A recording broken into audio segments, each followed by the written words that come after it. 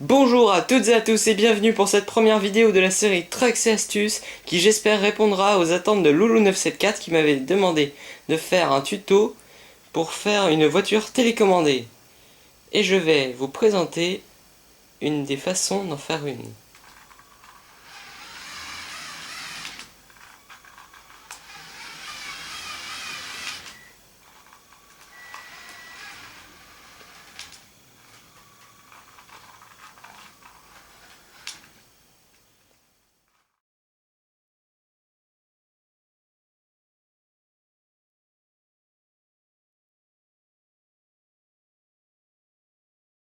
Bon, déjà on va commencer par le système de propulsion. Donc il vous faudra un moteur. Moi j'ai pris un Power Function.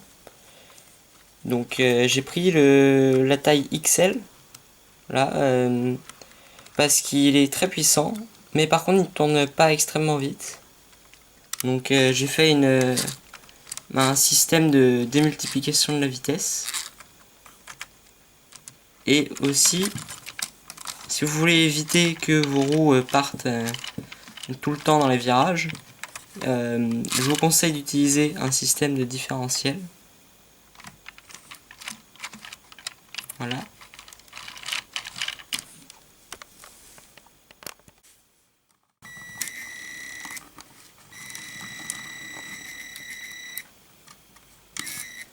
Donc comme vous pouvez le voir, le servomoteur s'arrête de lui-même. Sauf qu'un moteur continuera de tourner et la roue frotterait contre le plastique. Et donc le moteur aurait beaucoup de mal à faire avancer le véhicule.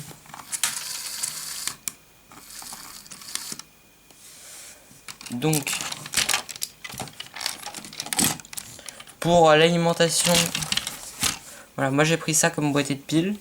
Lego ils en vendaient un autre, sauf que ils l'ont enlevé de la vente. Mais par contre vous pouvez toujours le trouver chez Bricklink. L'avantage c'était que le flux d'électricité était constant.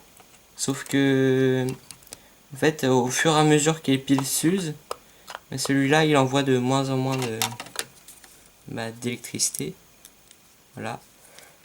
Donc le récepteur infrarouge, il en existe deux versions, la V1 et la V2. La V1 c'est celle qui s'achète chez Lego à l'unité.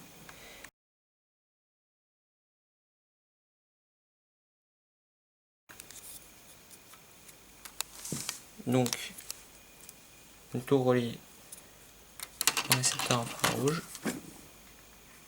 Et moi j'ai pris une télécommande à vitesse. Voilà. On peut commander les différentes à différentes vitesses. Donc 7 crans. Donc vous avez aussi une autre télécommande. Donc avec 3 stades. Allumé, éteint et allumé dans le courant inverse. Donc vous avez des boutons ici pour inverser le sens de rotation.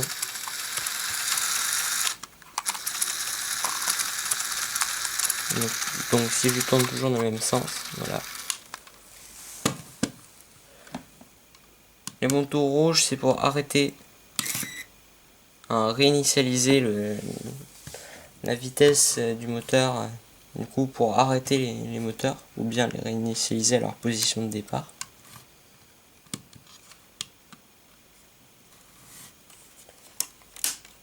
Donc j'ai fait un système de portière qui ne marche pas très bien.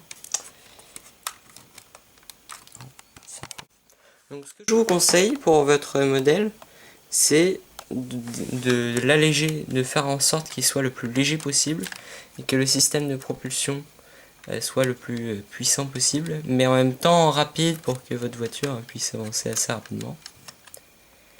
Pour le boîtier de piles, vous pouvez utiliser des piles salines pour alléger le poids final, puisque en fait l'endroit du véhicule où la masse est la plus importante, c'est quand même le boîtier de piles. Alors, surtout que moi j'ai utilisé des piles rechargeables, alcalines rechargeables. Donc ça augmente le poids aussi. Sur ce, j'espère que cette vidéo vous aura aidé. Et à bientôt pour une nouvelle vidéo.